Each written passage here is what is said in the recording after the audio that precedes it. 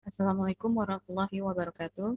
Sebelumnya, perkenalkan, nama saya Dinda Safira Solihin dengan NIM 2021-31115 dari kelas D. Pada kesempatan kali ini, saya akan presentasi untuk menampilkan program kalkulator sederhana C++ ujian akhir semester.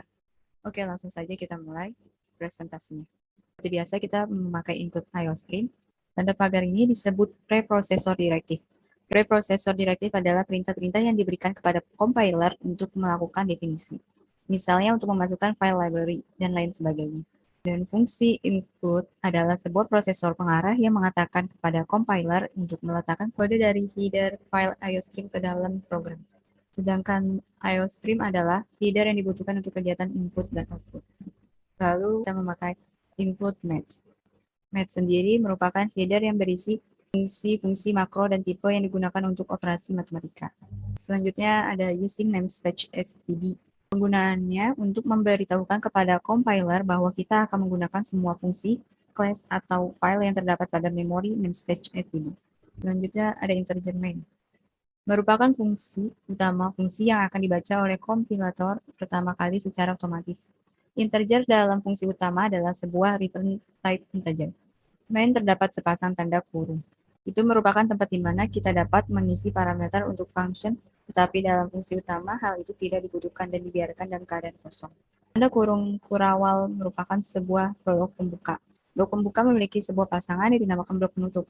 Dalam contoh program di sini, saya menaruh blok penutup di baris paling akhir dengan tanda kurawal tutup seperti ini. Setiap pernyataan diberi tanda titik koma ya, atau semikolon. Selanjutnya saja. Bilangan 1, bilangan 2, pilihan, hasil, operasi, pangkat, ulang, dan titik koma. Integer sendiri adalah salah satu tipe data numerik yang memungkinkan kita untuk menyimpan data dalam bentuk bilangan bulat. Selanjutnya ada char atau karakter. Char adalah salah satu tipe data sembarang huruf, angka, dan simbol. Ini kita tulis char, U, titik koma. Selanjutnya start, memulai, terus titik 2. Selanjutnya cout. Cout adalah fungsi standar pada C++ untuk menampilkan output ke layar. Kita ketik cout, tidak lupa untuk mengetik left shift. Namanya simbol left shift. Setelah mengetik left shift, kita tidak lupa memakai tanda petik 2. Lalu kita tulis cout-nya itu program kalkulator sederhana C++ ujian akhir semester. Terus tanda petik lagi, terus left shift lagi, INDL. INDL merupakan suatu fungsi manipulator yang digunakan untuk menyisipkan karakter inline atau mengatur pindah baris. Setelah INDL kita pakai titik koma. Selanjutnya baris selanjutnya kita pakai cout lagi. Left shift, tanda petik, kita masukin cout-nya satu penjumlahan, terus petik lagi, left shift, INDL, titik koma. Baris selanjutnya cout, left shift, petik, 2 pengurangan, petik, left shift, INDL, titik koma. Lalu cout left shift, petik, 3 perkalian, petik, left shift, INDL, titik koma. Cout left shift, petik, 4 pembagian, petik, left shift, INDL, titik koma. Selanjutnya cout left shift, petik, 5 perpangkatan, petik, left shift, INDL, titik koma. Selanjutnya cout left shift, petik, 7 modulus, petik, left shift, INDL, titik koma. Selanjutnya cout left shift, petik, ini petik, 6 akar pangkat, petik, left shift, INDL, titik koma. Selanjutnya cout buat biasa aja, terus petik, left shift, INDL, titik koma. Terus cout left shift, INDL, titik koma. Terus lagi cout left shift, INDL, titik koma. Lalu selanjutnya ada cout left shift, ada petik, silakan pilih kalkulator yang ingin dijalankan. Titik 2, petik, titik koma. Selanjutnya kita ketik cin. Cin sendiri fungsinya adalah untuk mengambil input dari keyboard dan pakai simbol right shift. Kalau cout tadi kan pakainya left shift, sedangkan kalau cin itu pakainya right shift. Terus pilihan, titik koma. Selanjutnya kita pakainya switch. Switch sendiri adalah percabangan kode program di mana kita membandingkan isi sebuah variabel dengan beberapa nilai, dan di dalam pernyataan switch ada beberapa case label sebanyak yang dibutuhkan. Habis switch kita dalam kurung pilihan, terus buka kurawal. Case pertama, titik 2, cout-nya left shift, petik, isian dan pengurangan, petik, left shift INDL titik koma.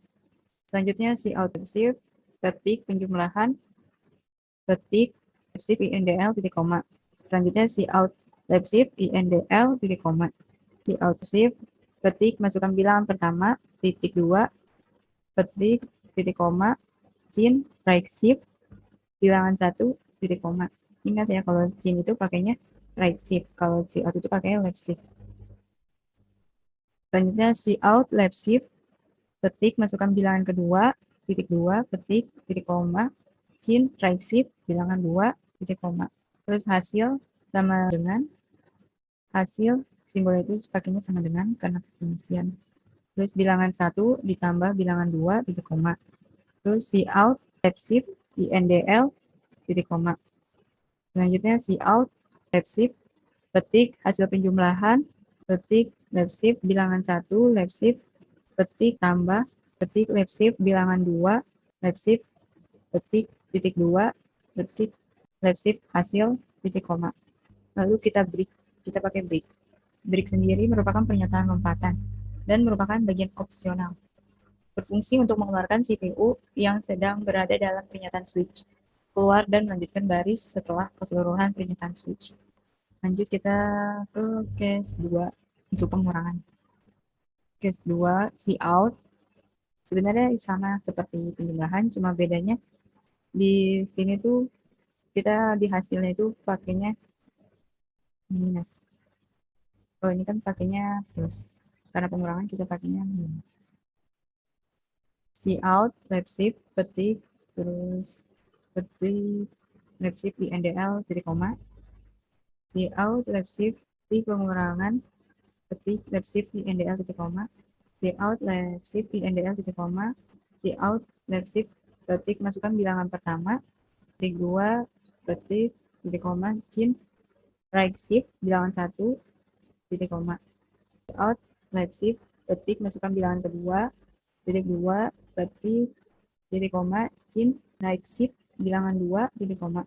Hasilnya pengisian bilangan 1 kurang bilangan 2 titik koma. Cout left shift INDL titik koma.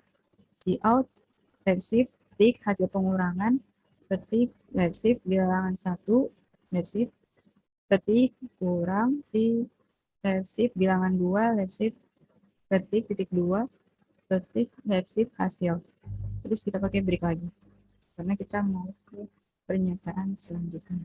Case yang ketiga kita nyari perkalian, bikin cout perkalian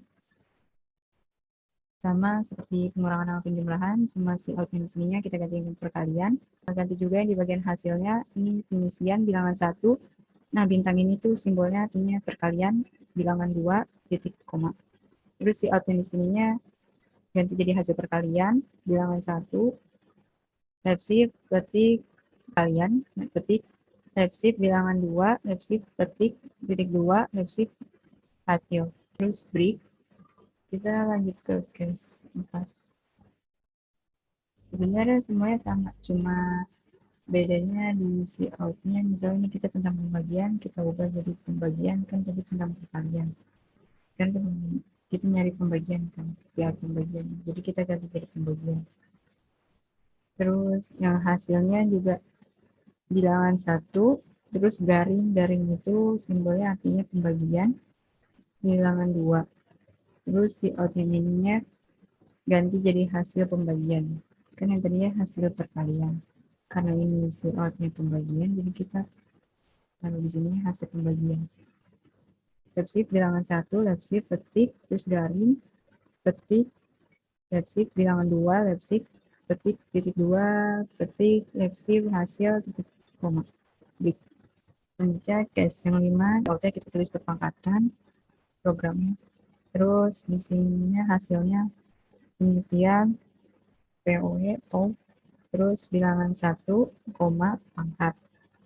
Cout-nya left shift ketik hasil pangkat titik 2 ketik left shift hasil pakai terus selanjutnya break titik koma. Case 6 cout-nya akar pangkat terus cout masukkan bilangan titik 2 ketik titik koma cin right shift bilangan 1 terus hasilnya pengisian Kita pakainya kalau akar pangkat itu sqrt, terus dalam kurung bilangan 1, titik koma. Terus si out-nya jadi hasil akar pangkat, titik 2, detik, type shift, hasil, titik koma. Terus break, titik koma. Selanjutnya case 7. Case 7 kita si out-nya modulus, terus si out di NDL, si out-nya masukkan bilangan pertama, terus ini si out-nya masukkan bilangan kedua, terus hasilnya pengisian bilangan 1% bilangan 2, titik koma. Si out-nya jadi hasil modulus, titik 2, detik, shift, hasil, titik koma, break, titik koma. Selanjutnya default. Default merupakan pilihan yang akan dieksekusi di mana CPU tidak menemukan nilai yang dia cari sesuai dengan nilai pada conditional expression. Jadi misalnya kita ini kan sampai case 7, misalnya mau nyari case 8 kan nggak ada, jadi kita pakainya default. Terus cout Leipzig INDL titik koma, cout Leipzig INDL titik koma, cout Leipzig ketik pilihan kalkulator tidak tersedia, silakan pilih yang tersedia. Ketik Leipzig INDL titik koma. Terus cout Leipzig INDL titik koma, go to start titik koma. Goto sendiri adalah pernyataan yang memungkinkan kita untuk mengatur arahnya aliran pengeksekusian CPU terhadap program kita. Goto ini berfungsi untuk memerintahkan CPU melompat ke baris manapun berdasarkan label yang telah dibuat. Terus bit, titik koma. Terus ke rawal tutup. Rawal tutup ini yang tadi di switch ini. Ini kan rawal buka di switch, rawal tutupnya kita taruh di sini. Setelah itu cout Leipzig INDL titik koma, terus cout Leipzig tanda petik, terus pakai pengisian pengurangan ini buat pakai pengisian aja sih. Terus petik Leipzig INDL titik koma, lalu cout Leipzig petik programnya apa yang kita mau keluarin dari cout ini, yaitu apakah Anda ingin menggunakannya lagi, yaitu iya atau tidak. Terus cout Leipzig INDL titik koma. Lalu kita pakai if. If sendiri adalah salah satu pernyataan penyeleksian yang memungkinkan kita memanipulasi aliran jalani program berdasarkan conditional expression. If itu kayak pengandaian. Terus dalam kurung U pengisian Y U sama dengan Y kecil tutup kurung kurawal buka go to start titik koma kurawal tutup else. Else ini merupakan pernyataan opsional untuk digunakan berdasarkan kebutuhan. Jika tidak menggunakan pernyataan else, maka keseluruhan dari pernyataan if akan diabaikan. Terus kurawal buka, terus exit, kurung 0, titik koma, kurawal tutup, terus return 0. Return 0 ini menyatakan hasil keluaran dari fungsi main adalah 0. Pada C++, return 0 dalam main menyatakan bahwa program berakhir dengan normal. Lalu kita kurawal tutup. Karena kurawal bukanya kita taruhnya di terjemahan, terus kita tutup di setelah return 0. Lalu kita compile dengan apa enggak atau ada yang salah atau tidak. Sebentar, kita cek dengan tab 11. Ternyata benar, tidak ada error. Jadi kita bisa langsung lanjutkan. Di sini ada pertanyaan, silakan pilih kalkulator yang ingin dijalankan. Misalnya kita mau menjalankan kalkulator yang pertama, penjumlahan, terus kita enter, masukkan bilangan pertama. Misalnya bilangan pertamanya 18. Bilangan kedua, masukkan bilangan keduanya 11. Ini boleh bebas ya bilangan pertama, bilangan keduanya. Nah, hasil bilangannya jadi 18 tambah 11 titik 2 ini sama dengan 29. Pertanyaan lagi, apakah Anda ingin menggunakannya lagi? Kalau misal mau menggunakannya lagi, kita jawab Y. Kalau tidak, kita jawab T. Misalnya kita jawab tidak ya. Terus kita enter. Kalau tidak jawab tidak, jadi prosesnya udah selesai. Tapi kalau jawab iya, dia bakal berproses lagi. Oke, selanjutnya kita run pengurangan. Silakan pilih kalkulator yang ingin dijalankan. Pengurangan. Ya, enter. Masukkan bilangan pertama. Misalnya 6. Masukkan bilangan kedua 3. Nah, hasil pengurangan 6 kurang 3 sama dengan 3. Benar atau enggak? Benar kan? 6 kurang 3 itu pasti ada. Apakah Anda ingin menggunakannya lagi? Nah, misalnya kita mau menggunakan lagi, kita ketik di kita enter. Nah, dia bakal muncul seperti ini.